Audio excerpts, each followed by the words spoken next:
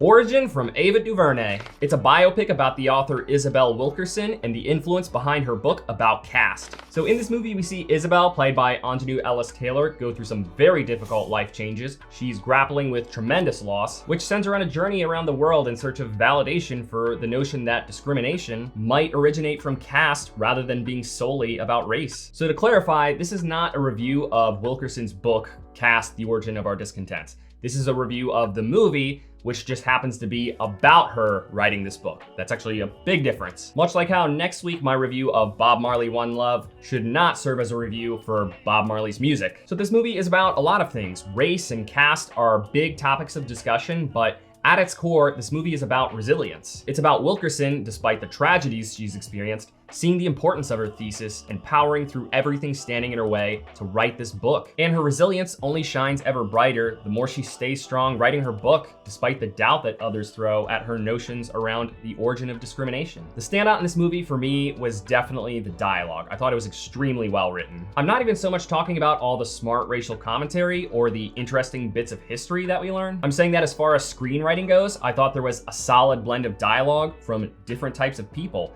and it all just felt really immersive and realistic. This movie also had some really interesting exchanges that, despite not being very important to the plot, were really appreciated. One of my favorite scenes was with Nick Offerman, who at first seems to clash with Isabel both visually and narratively, but she ends up sparking a conversation with him that at first seems kind of random, but you end up gathering that the whole point of it is to show you that common ground can be found between you and people who you'd least expect to find it with. Scenes like this with really smart subtext really spoke to what kind of person she is. This movie otherwise portrays a lot of emotions. It does have some tear-jerking moments that are sure to pull on the heartstrings. Isabel grapples with losing family and has to try and find the strength to write this book during a time in her life where she feels very lost. And man, Aunjanue is fantastic in this movie. One of the things that always stands out to me in a performance is how an actor portrays sorrow, and she more than delivered. I will say that the side of the story that's mostly about Isabel and her family felt a bit separated from the side of the story that's about her writing this book. She experiences loss, which is what sends her on this trek, and there is some talk about discrimination that pertains to her interracial marriage with Brett, played by Jon Bernthal, but otherwise her grief sometimes just feels adjacent to her book and her research,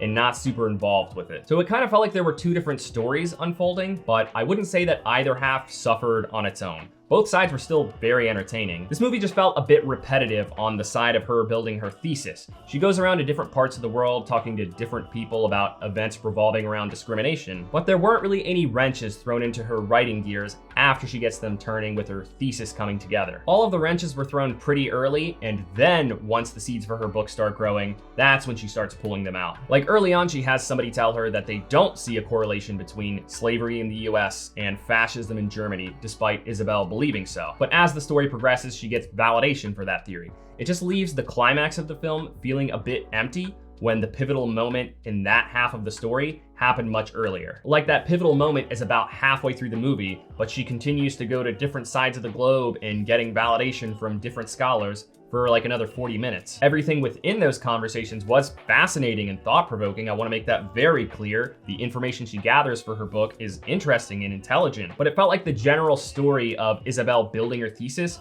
plateaued and kept repeating itself. At first I was really into it, but it kind of just evolved like this. So based on this information that I have provided, discrimination in the US likely stems from caste. All right, wow, that's very interesting. I like this. And by me providing my knowledge, we can further validate your thesis on racism coming from caste. All right, yeah, cool. More validation is cool. And with my insight on the subject, you can feel confident with your theory about discrimination originating from caste.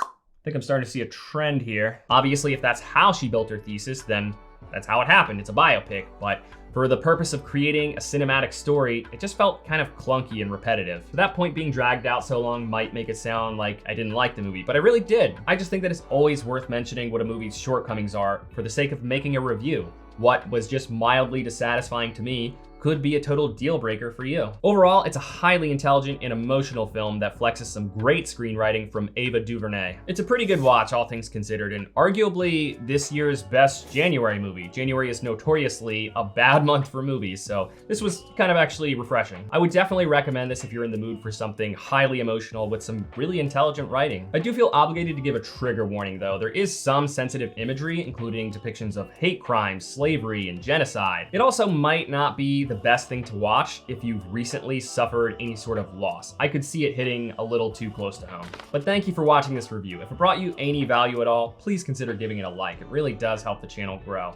I'll see you later this week with my review of Lisa Frankenstein.